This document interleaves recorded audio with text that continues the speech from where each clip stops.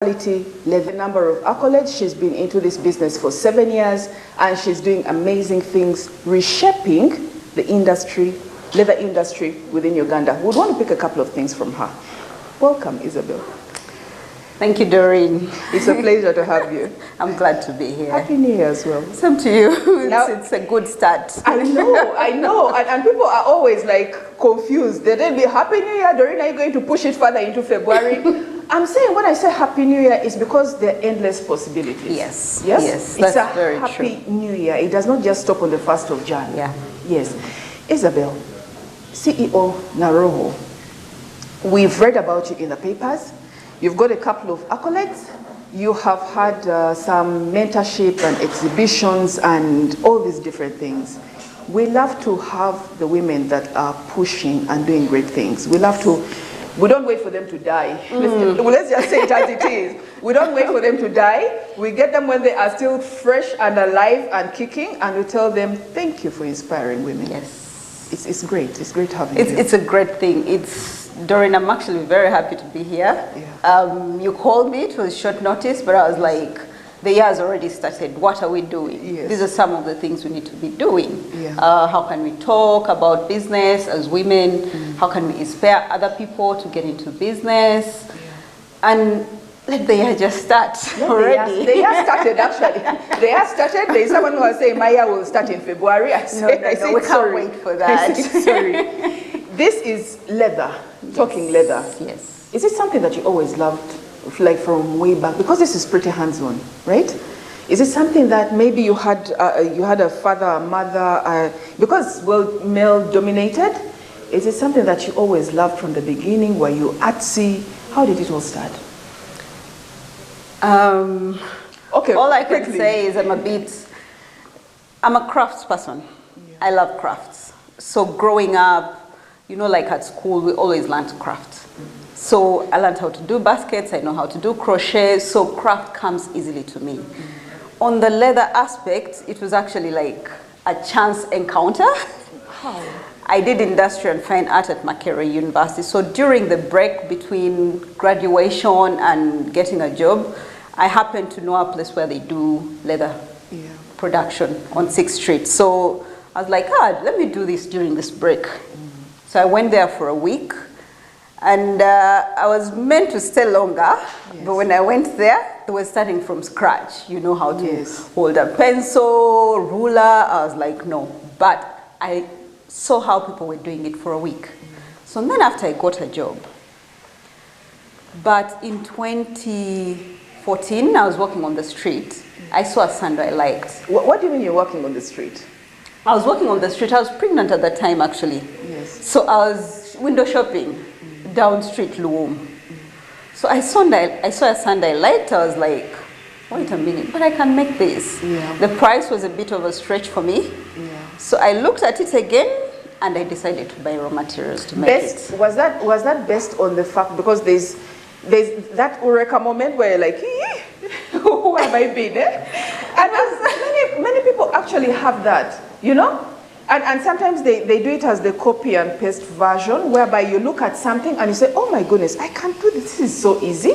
It was best actually on two things. I didn't have money. Yes. Because it was around 85,000 at that time. I didn't have money, but I really liked it. The sandals. The sandals. So I was like, when I looked at it again, I was like, but with my background, I think I can do this. Because it was really basic, straight lines. But it was like a strappy sandal. Okay. So with that, I was like, I can do this. I bought materials. I went back to industrial area. I asked them, can I come and work from here? Yeah. I want to make my sandal. I'm like, sure. And that's how the journey started. Are you serious? Yes. So everything just fell into place. Yes. What happens, and let's talk about this. We had one lady come in and say you can have your place filled with business ideas, and every year you're writing down these things in a journal after journal every year, and you never start off. You had this idea come to you, like, you know what, I can do this. Is a straight line sandal, strappy sandal. I can do this. Yes. And then immediately picked up, invested. How much did you put in? Around 60,000. Around 60,000 of your money, and went and started. Yes. Why do you think most women take quite a while? Why? Why? I think it's also One, it's the mindset that I need so much money to start a business. I've found that most businesses that start from a need, actually, because you're starting from a point of need and you have little money, so you're able to grow the business while learning. And that's what happened with Naroho. When I made the first 6 pairs of sandals, I learned the basic skill of putting a sandal together. So when I sold those, I bought more materials. You sold those at how much? I sold those at 35,000. That's by the time. More than 180. Yes. And you had invested 60,000. Yes. So at that time, I went and bought materials again. So the journey of learning just continued. Remember, I didn't study this at school. You didn't? Because I did industrial and fine arts, but I didn't do anything to do with fashion or designing shoes or even work with leather. What was your niche? What was your point of learning? So at university, I did painting, watercolor painting. I did woodcut. There's a kind of painting which is called woodcut. And graphic design. So that's what I did at school. So that was very different. Totally different. Totally different. They never. I thought when you get into art school, they expose you to different, what do you call them, materials, like you're going to use, and then you double, sort of like find out what works for you. Isn't that what happens? Not exactly. So in the first year, you learn just design, drawing, the basics of art. And then in the second year, you have to choose, like, where you're going. So you have to choose like 3 electives. So you can choose sculpture, painting, and something else. So by the time you leave Makerere, you're actually focused on a certain niche. So because at that time, at university, everyone was like, oh, at least graphic design, you can get a job. So all of us were tending to go towards that side. The safer part. The safer part where you're like, oh, I can get out and get a job. But it turns out my interest was not in graphic design because I can't sit on a desk for more than 3 hours. You're an active person. Yes. You want to move. So I actually didn't even use the skill for graphic design. It will come in handy, I think. Yes, at some point it will. Can I ask, those particular 6 sandals that you first made, who are your clients? So at that time, I was doing printing as well, briefcase printing. It's actually interesting because the briefcase printing is where I was like, okay, let me keep some little money and do this. Because I have friends at NASA, they'll show me the ropes. So when I was doing the briefcase printing, so I would go to clients, get an order, come get someone to do the printing, just get people to do the work. Then I deliver, I get paid. But I found out that I actually didn't like doing this because there's a lot of competition, and then so many people are still doing it, and then the clients wouldn't pay on time. So when I got to the sandals, and I could sell my one sandal, I get paid. So that kind of felt like it was more of, I'm rewarded faster for what I'm doing, even though it's little money. Who bought these sandals? So the people where I used to print from. Basically, the friends at NASA Road. So when I would go to do the printing, I would tell them, oh, by the way, I made sandals. I would walk with my, those, what are they called? Like a bag? Yes. Those plastic bags that have printed stuff on them. So I would walk with that, then I tell, oh, I made sandals. Ladies' pairs were the first sandals I made because I was literally making for myself. But I ended up not putting any one of them on because they all sold. And basically, you kept you kept one shoe size. You kept one shoe size. No, I actually made a couple of shoe sizes. 2 were mine. So I was like, let me make 6 because I put on 6. Maybe I'll sell 1. People ended up buying both of them. So I was like, okay, I bought my material, I went back. And the other thing I think that made me continue with this was the very first day I was making the sandals. Because I was standing the whole day, cutting leather, cutting soles, stitching, joining it together. By the end of the day, I didn't feel tired. Like, I was like, I've been on my feet the whole day. How come I'm not as tired? So engrossed. You know, exactly. You really thought about, you took a moment to think about it. And yes, yes. And I was like, maybe this is what I can do. Because if by the end of a day, yeah, you're doing something, it's quite laborious. yes, yes, you know, yeah, and you're not feeling tired. It Yeah. was like an aha moment for me. I was Yeah. like, this is something I could do. I've had one person ask me, how do I know what I'm passionate about? Yes? Yeah. I think Those that are that some is of the it. telltale signs. I think that is it. The ability to do something you love, something you love that does not zap your energy. It doesn't take your energy. You can get up in the morning and do it unpaid. You can get up in the morning Yes, and do it because, you know, it's something Remember, I that was comes making naturally. the sandals for myself as well. Yes. So it was like, okay, even if these don't get sold, at least I'll have a pair. And it will cost, for me to make all of them, less than it would have cost me to buy one pair. Sure. So I was like, it will still be a win-win for me. But it was also a good thing that you had a starting point. Yes. Like a place that had all the, you know, Yes. all the metals to use and all these different Yes. things. It was quite, Yes. it came in quite and handy. these points are there. Most times people fear to ask, Yeah. right? So if, say for example, you want to get into leather work and you're like, Madam Isabel, can I come to your workshop for a day to do my work? It is a point of discussion you can start. Yes. What can I say? I'll either say yes, we have some space and time, or I'll say no, we're Yes. very busy at this time. Well, that's an invitation. Let's Yes. maximize it. For those who want to get into leatherworks, right? Yes. And receive mentorship, please reach out to us. Let us know, and then we can get you to Isabel, who will actually help you. Yes. We're here basically for the linkages, the inspiring stories of women, but also we're very keen on women we're very keen on mentorship for women in business. So utilize all these spaces.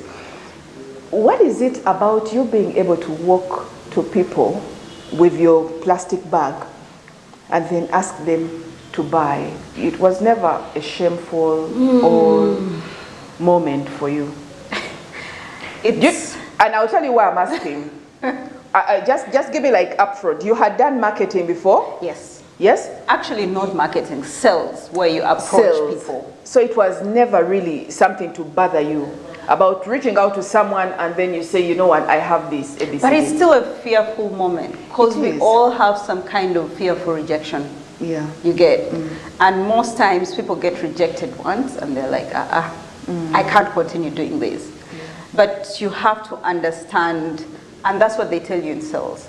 You have to talk to at least 10 people for you to get one sale. Yes. Yes. So if you have that understanding in the back of your head, then that is something you always like.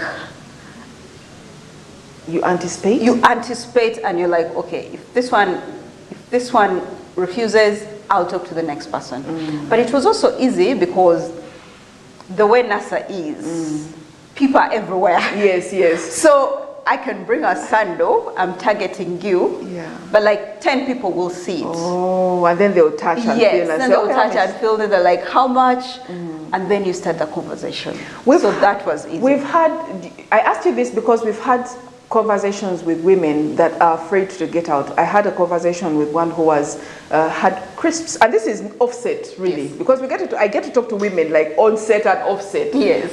And this lady, I was telling her, why don't you branch out, see how to put out your products? Yeah. Because she makes baguettes, she makes all those daddies, she makes wonderful, and she really loves it. Yes. Because some are natural cooks. Yes. Yes. I said you must reach out so that people get to know what you're doing. Yes. You can't keep at home, because when you keep at home and it is just you and the person who walks to you, what about those ones that don't walk to you? And she said one thing, she said, Doreen, I fear. She said, I fear talking to people. But also, how do they see me? You know? How do they see me? They see me as someone being desperate. They see me as, it is such a big, and she's not the only person. That's actually a hard one, because even me, up to today, I'm still fearful. Of what? You can't imagine. We all have a fear of rejection. Yes. We all have a fear of rejection. But sometimes you just have to push yourself. You can even say, okay, today let me talk to one person. Okay, aside from rejection, Isabel, do you think there is a standing perception about someone who comes in with basically like as if you are a failure, right? Let's even put it as it is. Because there was something that was going viral recently about a man who said, you know what, if I told you and I find you moving around with buckets and all these different things and trying to sell, please do not even approach me and talk to me. And then you have these people who come up to you and then they tell you, you know what, I love this, but how will people see me? How will people see me? Is there a connotation to reaching out to people and marketing yourself and selling yourself that shows maybe that you are a failure or thus you're, you know? Is it there? So let me just go back to the background of my story. Yeah. So after NTV, I went to do an MBA in Austria. You were doing sales in NTV? I was doing in sales in NTV. Yes. I collected my money. I said I want to get into business.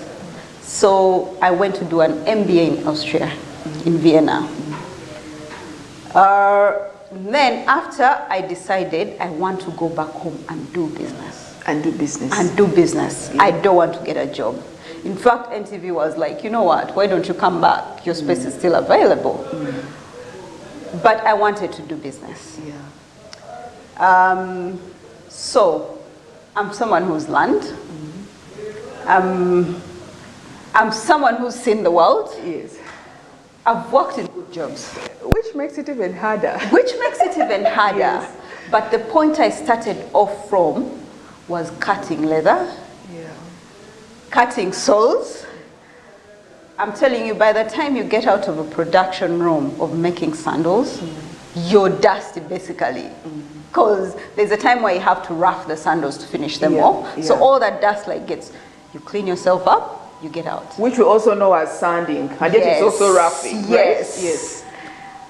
So my motivation was like, I want to build something. The thing about fear people have to know, I want you to look at that woman. I want you to look at that woman. Most people will not remember where you started from when they see you starting to excel. Yes. They were like, oh, Isabel is doing so well now. Yeah. If I connected you to the people who saw me holding. Yes. It was actually a very funny picture because here is a woman who is heavily pregnant. Yeah. Holding her bag, like, wow, of 6 pairs of sandals and going around. Right now, what I've built and the accolades we're starting to get. Yeah. You cannot imagine me from the beginning. So I think people need to look at what do you want? What are you aiming for? Keep your eye on the ball. Yeah. You know, and pick from your industry, pick someone you aspire to be like.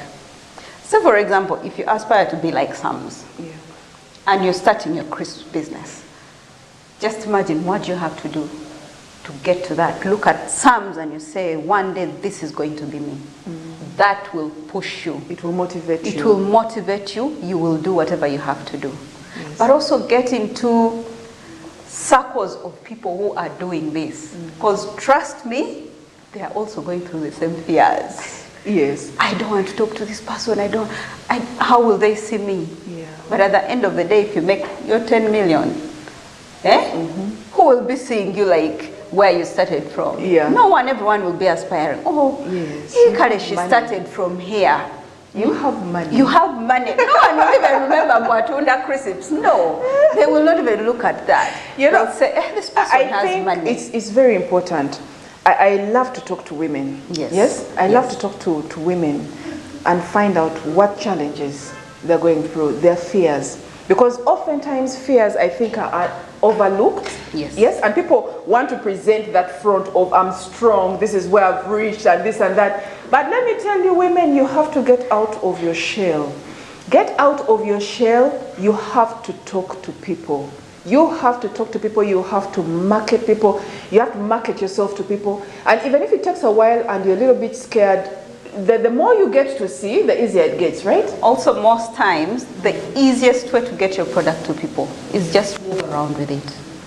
Oh. Like for the lady who is selling crisps, if you really know your product is good, get a bag, you know, it can even be like a tote bag, you know, and you have your other small bag where you carry your other phones and what, but have your tote bag with your crisps. Immediately you reach a place, you're talking, you say, oh, by the way, we make these things. They're really nice, you know. Everyone will want to test. Those are like your entry points into people. Yes. Like, because others, frankly speaking, will be admiring you because of the courage to carry her things. To do this. Yes, the courage to carry her things and come and show us. And there are people who will always buy something. Always. In a crowd of 20 people, trust me, like 3 people will want to buy. That's why it's much better not just to talk about your product, actually you have to carry it. You have to carry it. Yes. Whether it's crisps, whether it is zombies, whether it's have shoes. A bag of your products. Always with walk you around. Because there's always someone, and you know how they say. When they touch, they're like, oh, these are nice. Or if just one person buys. Yes. If you make very good daddies and one person buys and tests, that's your gateway. They'll say, oh, they're really nice. Yes. And other people will get curious and they want to also buy. This is I love this, you know. I love this because most people tend to shy away from the active marketing. Yeah. Yes. And right now that we media and WhatsApp, do you think it's still like important? Everyone wants to be in the background. Exactly. Running and putting all these pictures. Not even at one point, mostly in the beginning, people buy the product plus you. Oh. That's the interesting thing. And even when the business grows, that is one of the challenges businesses face. Please repeat that. People buy. You are the face, literally, of your product. The product. So, for example, you come and you're really nice. What is really nice? Like you're talking to people nicely, you're engaging. Let's give a bracket for. Let's not be vague. Let's give a bracket for niceness. Okay, it's not being nice. Yeah. We all have the way we are. Yes. Some people will come to a room and it will light up. Yeah. You know, when that person introduces the product. Or even when they finish speaking, you'll find that the room is going towards them, graduating because they towards them, because they have naturally this warmth and what you get. Now, imagine if they came with their product as well, and they say, oh, by the way, after my, you know, I've introduced myself, but we have our product also here. Yes. You get, people will want to test. Yes. Now that becomes a challenge later as well, because once people start buying the product because of the owner, they will want the owner to always be constantly in their spaces, even when you start hiring people, they will want to talk to you, the owner, first. Has that happened to you? Yes. It has happened to you so many times? It still happens, because people come to the workshop and they're like, oh, I want to come to your workshop, will you be there? Oh, yes. But you see, we have products already that we've made, and there are people who can attend to you at the workshop. So how do you handle that? You explain it? I explain to them that, oh, this week I'm either in this workshop, but a person so-and-so will help you. They are there to help you. Yes. They will be able, if you fail to get what you want, please let me know, I will follow up. So you sort of like brush them, but nicely. Yes, you're trying to separate yourself from the business now, which is also necessary. Yeah. Because as you scale, as you start growing, you have to delegate. You have to delegate, and you'll find that there are some things that you have to focus more on. Yeah. By the way, I want to find out just briefly, how does the woman get into the other East African markets? How easy is it? Is it quite easy? Like you've done, you know, the trade fairs. Getting into the East African markets is quite easy. Yeah. But what I would suggest, and that was learning for me as well. Yes. You have to first recognize your target client. So initially, we started making these things in Uganda, very high quality. Very fast realized that the time we're putting to make very quality products, the majority of the Ugandan market or even the East African market appreciates but doesn't have the buying power. Okay. You get? So all these fast trade shows we're going to, oh, these are very nice. We're not resulting into... Yes, the tangible results we're looking for. Yeah. You get? Yes. So, oh, these are very nice products. How much? 150,000. Oh, they're nice. This is diva lenyini, you know? Then it stops there. Then it stops there. We did that for a bit. I was like, okay. This is not but then we would go to maybe a farmer's market where they're expatriates, and then they would come, oh, this is very nice. How much is it? 150. Then buy. So know your target market. You get? Yes. That quickly taught us, oh, okay, maybe we're looking at the wrong people. Interesting. Interesting. I want you people to pick note. I am very intentional about saying Happy New Year. I'm very intentional because this is a new year. You must do something about it. This is Isabel Agol giving us every sneak peek into the leather industry in Uganda. Women in business. Let's take a short break and we'll be right back after this.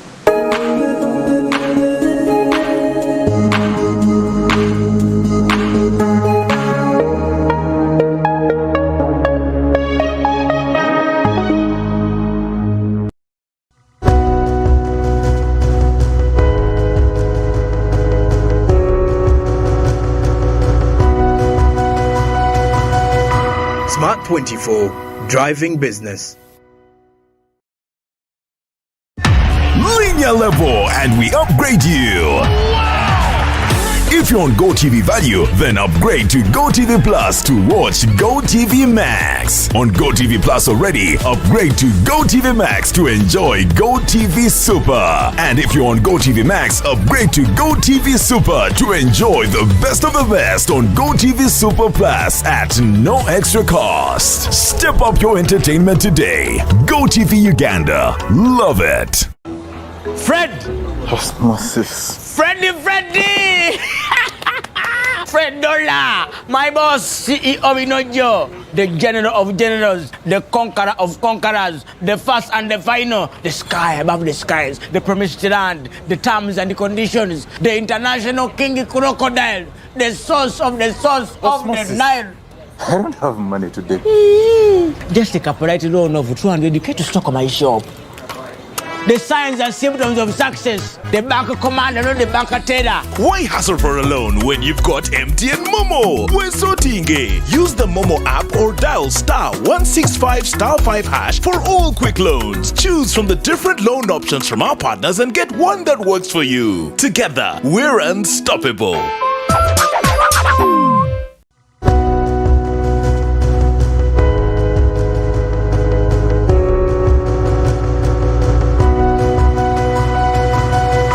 Smart 24, driving business.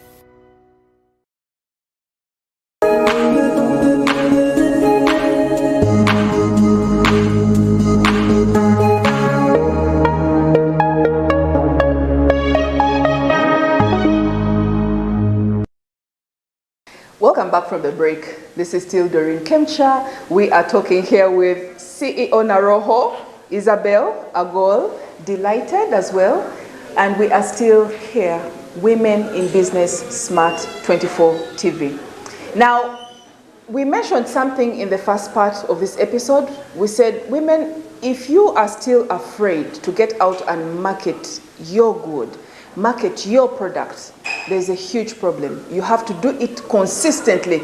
Get out of your comfort zone, get out of your fear, because it's important to market. And always walk around as well. We're recapping. Walk around with your product, because we have so many impulse buyers. Yes. Yes, we have so many impulse buyers. But also, if you are talking about how great your product is, then it's easier. No visual? Yeah. It's easier for someone to buy if you have the product with you. Yes. Is that it? That makes sense. Like, so if I buy, Yes. say for example, a sandal from Naroho, Yeah. I actually try it on and it fits well, other people in the room Yes. would actually get the interest. Oh, they look Yeah. nice on her feet. And your You know? feet have to be looking nice as well. Yes. Yeah. So they would also like feel the need to buy. So that's basically the first way of really getting clients. Yes. If you work in an office, take your products, show your colleagues. I want us, Isabel, to dwell on this because there's a misconception, and I've spoken to women about this. Most women think that getting out with your product and being proud of it and talking to people about it and carrying it in your bag and talking to people, people will view as a failure. Yes? I don't think that's true. But you have a very different perspective to that. So, as we said earlier, when you have your 10 million in your bag, you'll be the happiest person. Yes. So, look at the 10 million in your bag and do what you have to do. Yes. You know? Yeah. If it's, start with your colleagues at work. If you have honey, take it to office, let them test, you know? Then they'll tell their relatives. And then they'll tell the friends. Yeah. They'll tell someone in the next office to yours. You get? That's usually the fast way. The quickest, family, friends. And fast way. Yes. But I'm telling you, when you test the fast money from your sweat, that feels so good. It energizes you and it motivates you to go back and do the same and do a sell again. They also say entrepreneurship is quite a lonely journey. Is it true? It is super lonely. No one should lie to you about this. Yes. Don't go and look at people on Instagram. Oh, I made 10 million. It's this easy. It is never that easy. We thought we'd have people cheering us on. People are willing to buy your products every time you get to them. Oh my God. Trust me, the first 3 years, you will stop talking to half of your relatives. Because every time you call them, they're expecting you to want to sell them something. Yes. They might not even be the first person to buy from you, surprisingly. You know, and that demoralizes most people. But trust me, it's not just you. This is a fact of entrepreneurship. Your first clients will definitely be not your not necessarily be those your relatives. But it's good to reach out to them because you're practicing and getting the confidence. Yes. Every time someone turns you down, actually don't be demoralized. Just up your game and go to the next. Yes. So even friends, there are some friends you have, they probably don't have the same ambitions with you. You have to make choices as you go along. You know, okay, I'm chasing this dream. Who is going to walk with me? Who is happy for me? Who is cheering me on?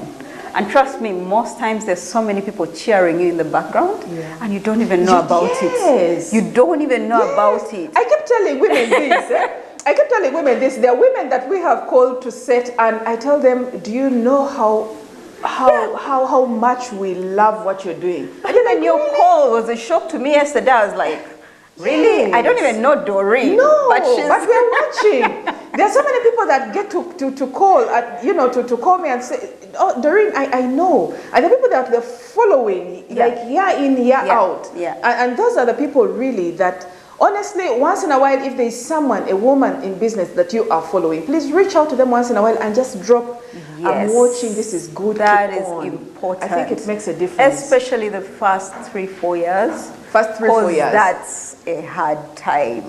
Like, if you had a job before, you'll actually think of going back. I've thought about going back to my job, like not 3 times, but like even 5 times. Because when stuff gets hard, you're like, 1 week, 2 weeks, nothing has happened.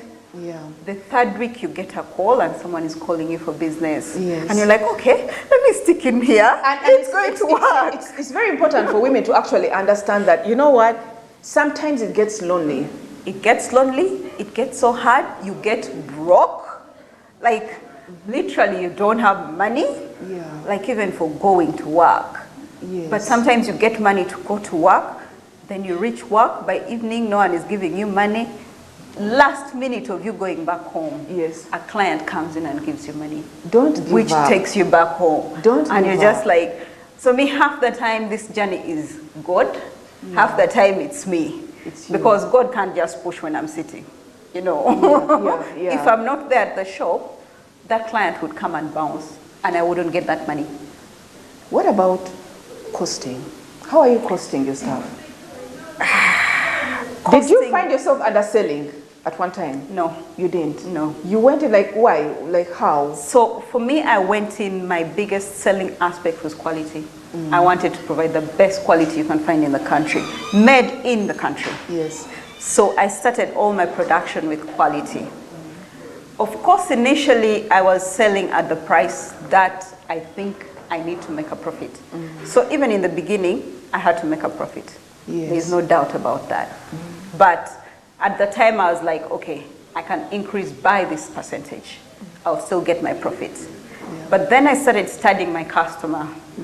And I was like, okay, if I increase by 5, okay, will they not buy? Yeah. and they were still buying. And I think it's because your product is different. They were seeing the quality. And there aren't so many people making great leather bags. Yes. In fact, initially they would actually rush to buy. Yes. Because they're like, in fact, they thought the products are not made here. I know. So I was competing with products from Kenya I know. so they would buy very fast. So I was like, okay, I need to make my profit come to the level that it should be. So I kept increasing slowly. What about the person out there who is underselling herself? Costing is just it's in shambles. One, because there's so many competitors. Yes. If anything, you should never undersell yourself. Look for the client who will pay for the value you're giving. And they are there. They're there. I sell my bags in Uganda, people buy. Yeah, but someone else can say, those are real, genuine leather Exactly, bags. so they will buy. You'll find that customer who is even thinking, these bags are so cheap, I want like 3, Yes. So look for that customer, and they're there. Look who are for you that customer. targeting?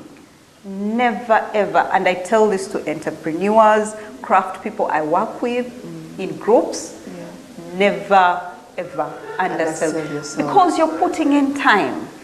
You have to cost your time. Yeah. Like, say for example, people doing baskets. You're doing a basket for 4 hours Yes. plus materials, and you're selling a basket at 12,000.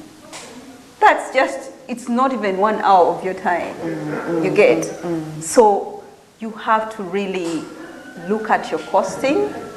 And if possible, if you find you're in a crowded market, try to create something that sets makes you apart. Yes, That's different.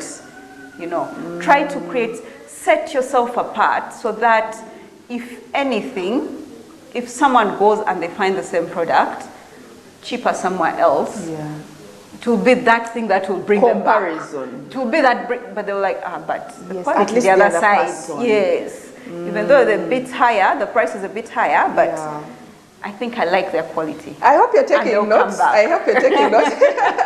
I hope you're taking notes. I love these conversations because they are so real. Yeah. These conversations are so real. We have all these different opportunities. These different people are looking for these different things that you can do from home. Yes? You can have these bags, you can have make these things, these bags, these crisps, catering. But what sets you apart? What is unique about yours? I think also just to add on that point, there's something about, there's wanting to make everything. But what are you the best at? So setting yourself apart sometimes is not even about, making your things very, very unique. But it's like, okay, if everyone is making bajias in Kampala, I'm so good at making bajias that everyone will take 3 hours to make, I'll take 1 hour. Yes. You get? Yes. Sometimes it's highlight how quick you are. How quick you are, how fast you can. So if I get a client and they say, I have a kid going to school now, Quickly. can you, deliver? Yeah.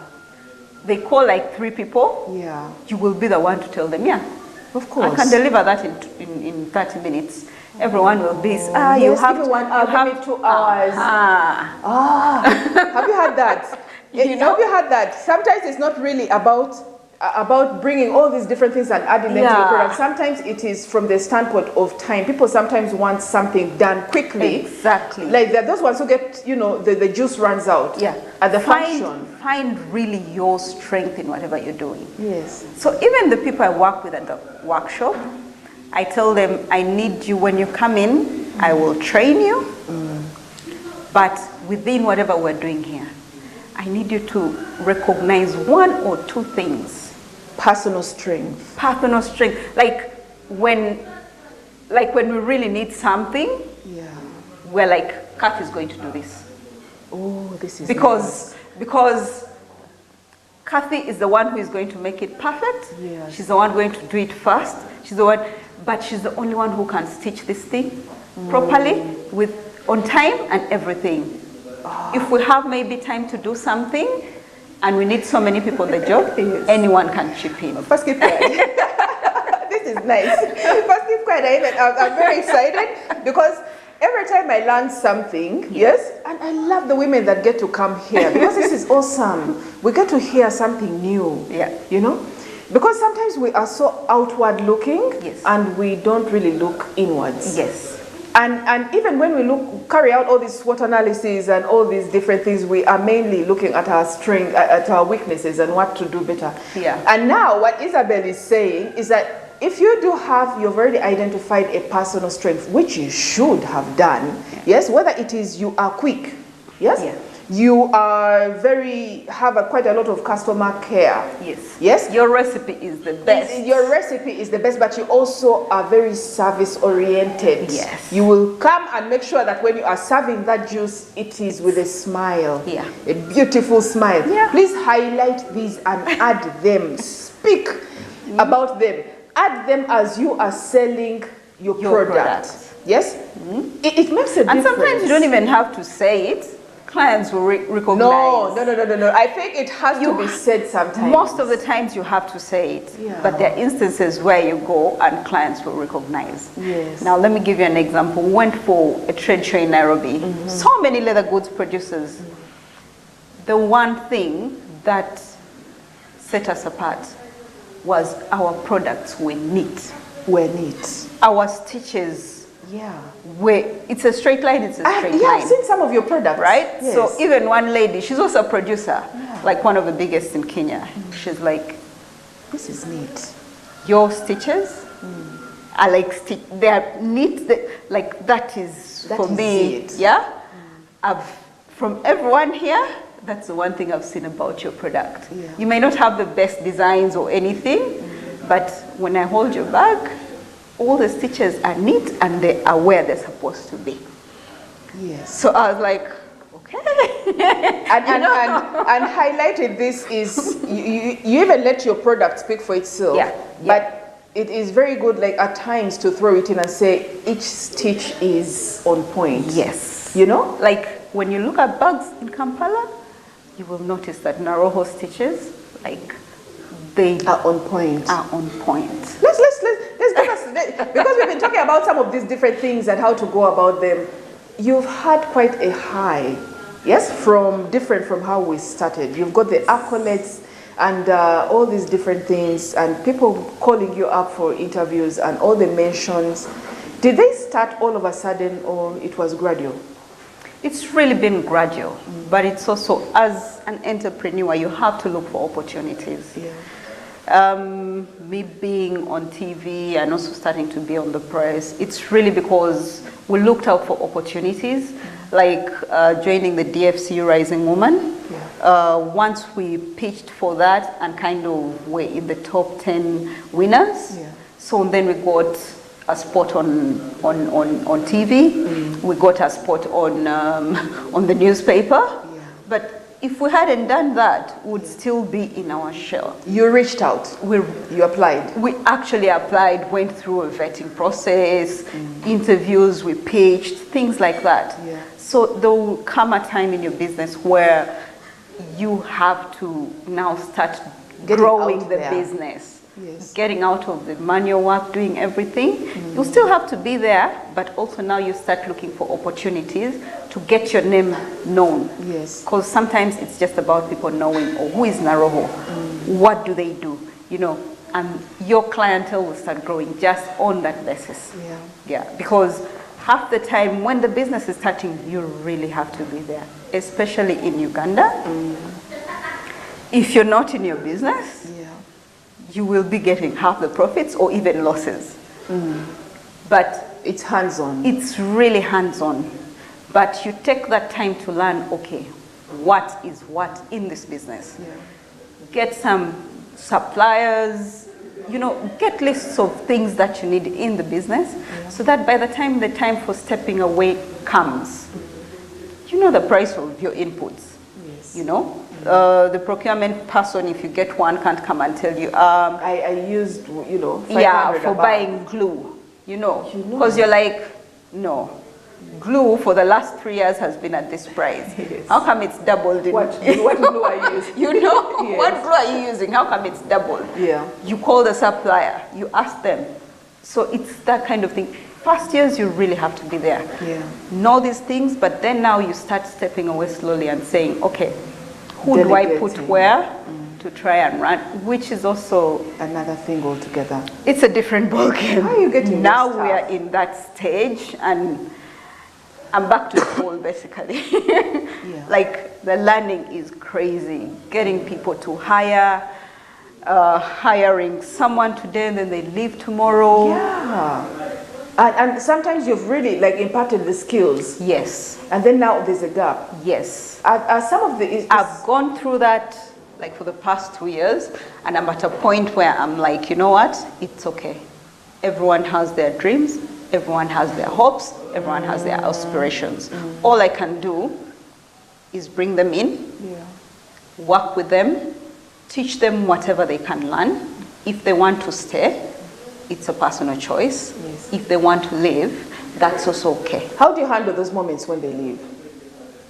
And there's that vacuum. Last year like it for was so hard operations. for us, especially me, because I was like, okay, is it me? you get to a point you're asking yourself, Am is I it a me? bad manager? Am I a bad manager? But you have to understand, People grow. not even people grow. The workforce in Uganda is very unstable. So when you come to that realization, and that's why it's important to have a group of business people you talk to, because you'll find they're going through the same challenge. So you're like, oh, okay, it's not me. It's not me. It's not me. It's something. So when you come to that realization, then you get okay with it. You know, adapt. because business is also really a mind game. Because if your mind is not good with something, you'll find that it's disturbing the business. If you get really quickly disoriented, Yes. something small happens and you you will fall. not work for you fall 3 like, weeks. You won't. Because And this is it's like a heartbreak. And this is what you mentioned. This is what you mentioned and said, you know what, you have to get a tougher skin. Yes. When you are in business. Resilience is These things of important. crying a minute. Resilience is important. Talking to business people at the level of where you are or where you want to go. Yeah. Because even your circles of business people will grow at a point. You'll find that you'll start talking with people at this level, then you find you want to jump that level, but the people at that level are not ready. You get? So what do? Do you stay at that level with them? No. Yes. You move on. So you move on. You find the next level. So people in this level, where do I find them? Where do I talk to them from? You look for those contacts. You jump to that level. Trust me, when you jump to that level, the people in that level will help you level your business to that level. Oh. You get? Yeah. And then, like last year, the biggest leap we did was actually 2 leaps. We joined an incubator program in the US, and we also joined a big... Was that opportunity like given to you or you reached out? I reached out. You reached out. She reached out. I looked out on the net, Yes. because our biggest aspiration has been to get the international market. Quality of our products and everything, we also felt what we put into our product will get better value from the international market. Okay, biggest leap. Yes. So I was like, we need to go there. How do we go there? So it's like, oh, there are incubation programs, there is. So I looked for incubation programs. I got one, they took us in, and we're able to go and study the market. Oh, yes. Yeah. My second biggest leap last year was joining a business network in Uganda.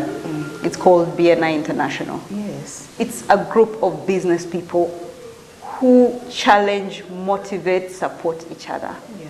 So when I got there, now I'm like, okay, I'm playing in the big leagues. How do I level up? Yes, up my game. Yes. Yeah. So then I got there, people saying, okay, can you supply 100 watt? I'm like, 100 watt, you first wait. Yes, yes. I'm It's with no you. longer 510. I'm with you, but I'm not with you.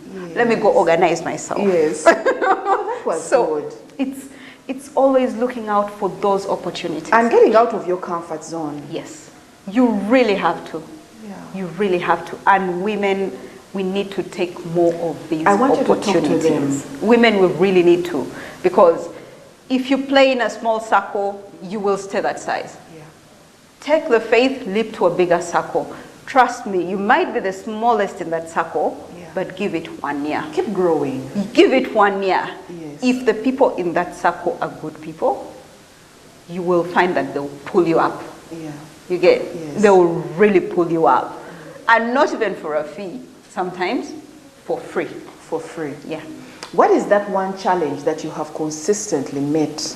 Maybe not consistently, but that particular challenge that you feel, I wish women knew this. Now that I know one it. challenge is labor force in Uganda. The labor force. Yes.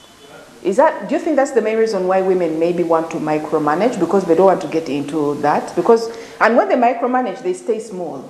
Yes. Yes. Yes. For the businesses. Because remember, Uganda, we're so entrepreneur. So many people have had challenges where people come in your business. The next day they walk out with all your clients. Yes. You get? Yeah. So that's a fear in most people's minds. Oh. And that has been one of our challenges as well. So with the quality that we want to maintain, we've found that we get people in, we train them, and then they leave. You get people in, you train them, and then they leave. Yes. Due to different factors. So it's something we're still grappling with, and we're seeing how do we... But you do have mentorship. You do have mentorship. We do have mentorship, yeah? Yes. But mindset is the first thing. If someone's mind is not in the place, there's nothing much you can do. Yeah. Some people know I'm just coming here for 3 months. There's somewhere I'm going after. Yeah. And then now with these jobs in the UAE and what, people come here just to actually Learn a skill. be there for a short time because they're waiting for their visas to mature or something. Yes, You get? yes. So, and that works on the mind of an entrepreneur. Because at one point I'm just like, okay, is it me? But now I know it's not me. Yeah. It's just the labor force. And then there is this notion that, okay, I'm just from university, I'm going to get a good job, which is paying me. The SC people. Yes. Which is paying me, I don't know how much. Yeah. And you're like, okay, you're coming into this business from the university, you have no You have experience, nothing. you don't know what you're doing, And you want 1 million. and you want 1 million. I am going to teach you what you're supposed to be doing. I might even hire someone to train you. That's an extra cost in the business, which most businesses don't mind to do. Yeah. But I'm going to train you. And remember, we're also thinking this is a stepping stone for you. Yes. You get?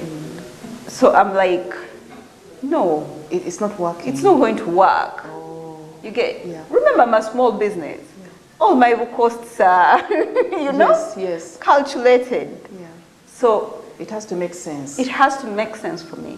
What? If you came and you're like, Isabel, I will organize this part of your business Yes. without even you being there. Yeah. Eh? This is the amount of money I have. That would make And sense. I have money. And we have the money within the company. That would make sense. Because essentially what that means, say for example, if you came and you said, your accounts are a mess. Let me help you. Let me come help you in organize yourself. And organize your accounts, Yeah. To a level that an investor will walk here in 3 months and they say, how much money do you want? And I'll even tell them the amount. In other words, people can be so unrealistic, yes, Exactly. with as high expectations that their abilities do not match up to. Super. Please tone it down if you are learning. Learn a skill, up it up, and then you can demand for the monies that you want. Yes. Isabel, just round it up, just in 1 minute. All I can say, just start. Start. In fact, the best way to start is start even without expecting a pay for it. Yeah. Yeah? If you're very good at basketry, just make 1 basket. See how it turns out. Make the second one. Make the third one. Show it to people. If they don't buy, look at it. Because you're passionate about this. Yes. If you're not passionate about it, keep doing it while looking. Well looking. Because most times, your first idea will not be that idea that sticks. Yes. Half the time, it's really not. Yeah. As you're doing this, You know, it's your honing skills, different skills. By the time that idea comes and you recognize it, you're ready for it. Isabel, it has been such a wonderful moment having you. We wish you well. Such a pleasure. We wish you well with Naroho. We shall be having you back some other time, hopefully. Cool. And hopefully you'll make time for us. Just to wrap it up, please start. Yeah. It is not a failure. It is not a don't think you're going to be viewed as a failure to walk out and market your product. Please do, because you have so many people who are willing not only to listen to what you're saying, but also buy. Number 3, please try as much as possible to highlight, especially your particular strength. Yeah. If you are a good cook, you will deliver something in 10 minutes. Please add it as a value to your product as you are marketing it. I love that one. Yeah. Right? Reach out, keep growing. Yes. You have said also up your levels. Every time you get into, don't get just, I'm the queen of this level. Yeah. No, up it up, because there is another level to go to. And even if you get to another level and you are the worst performing, do your best, give it some time. Yes, give it some time. When you reach and you're now hanging with people at this level, and you feel, okay, I'm tired of this level, look for the next level.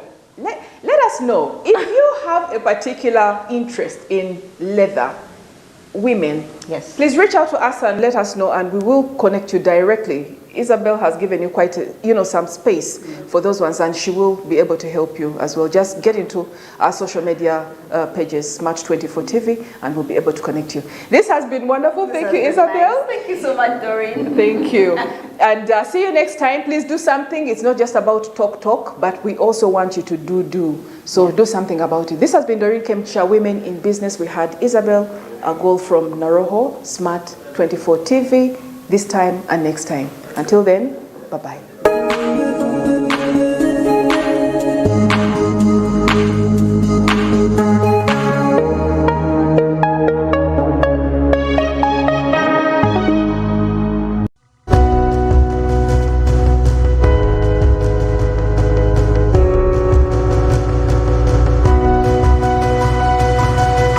Smart24, driving business.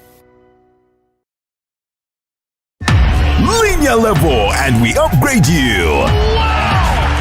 If you're on GOTV Value, then upgrade to GOTV Plus to watch GOTV Max. On GOTV Plus already, upgrade to GOTV Max to enjoy GOTV Super. And if you're on GOTV Max, upgrade to GOTV Super to enjoy the best of the best on GOTV Super Plus at no extra cost. Step up your entertainment today. GOTV Uganda. Love it.